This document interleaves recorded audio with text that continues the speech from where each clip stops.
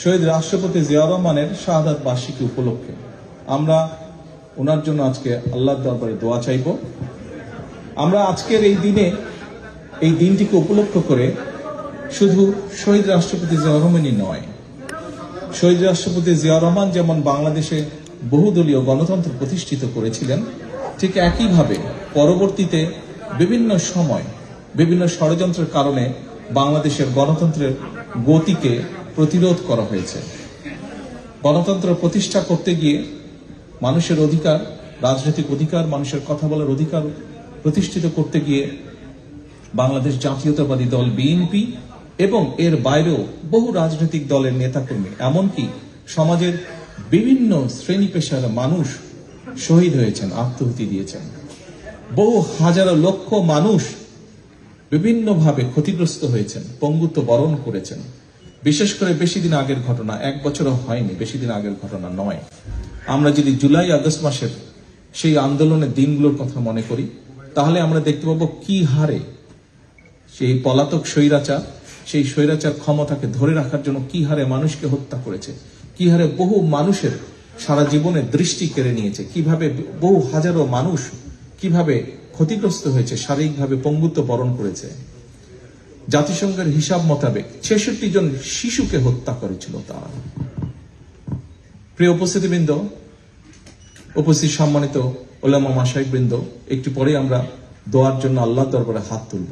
আমি আপনাদের কাছে আজকে সকলকে অনুরোধ করব, শহীদ রাষ্ট্রপতি জিয়াউর রহমানের শাহাদাত বার্ষিকী উপলক্ষে আমরা যেমন তার জন্য দোয়া চাইব, আমরা বাংলাদেশের গণতন্ত্রকে প্রতিষ্ঠিত করার জন্য, এই দেশকে স্বাধীন করার জন্য যেখানে যত মানুষ আত্মহত্যা দিয়েছেন জীবন, যেখানে যত মানুষ বিভিন্নভাবে ক্ষতিগ্রস্ত হয়েছেন, প্রত্যেকের জন্য আমরা আল্লাহর দরবারে দোয়া চাইব। এখানে আমরা বহু মানুষ উপস্থিত আছি যাদের আপনজন, বিভিন্ন জন আপনজনকে আমরা হারিয়েছি, বিভিন্ন জন হারিয়েছে আপনজনকে, যারা এই মুহূর্তে আমাদের সাথে নেই, এই দুনিয়াতে নেই। আমরা সেই মানুষগুলোর জন্য আমরা আল্লাহর দরবারে দোয়া চাইব। প্রিয় উপস্থিতিবৃন্দ, সম্মানিত অতিথিবৃন্দ, আমরা আরেকটি বিষয়ে আল্লাহর কাছে দোয়া চাইব, আল্লাহর রহমত চাইব আজকের এই দিনে। যে মানুষগুলো গণতন্ত্রকে, মানুষের অধিকারকে প্রতিষ্ঠিত করার জন্য তাদের জীবনকে আত্মহুতি দিয়েছেন, আমরা যাতে তাদের সেই আকাঙ্ক্ষাকে পূরণ করতে পারি।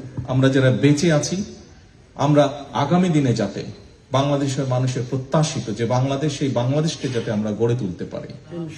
যে মানুষগুলো আমাদেরকে ছেড়ে চলে গিয়েছেন, তাদের প্রত্যাশা অনুযায়ী যাতে বাংলাদেশকে গড়ে তুলতে পারি, সেই রহমত যাতে আল্লাহ আমাদেরকে দেন। আমরা আল্লাহর দরবারে হাত তুলে সেই দোয়া।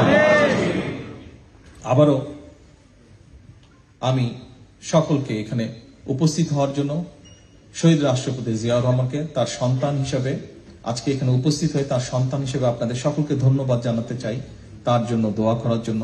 একই সাথে সকলে যাদের দোয়া প্রাপ্য, প্রত্যেকের জন্য দোয়া করার জন্য আপনারা এখানে একত্রিত হয়েছেন, কষ্ট করে এসেছেন, তার জন্য আপনাদের সকলকে আবারও ধন্যবাদ জানিয়ে আমার বক্তব্য শেষ করছি। আল্লাহ হাফেজ।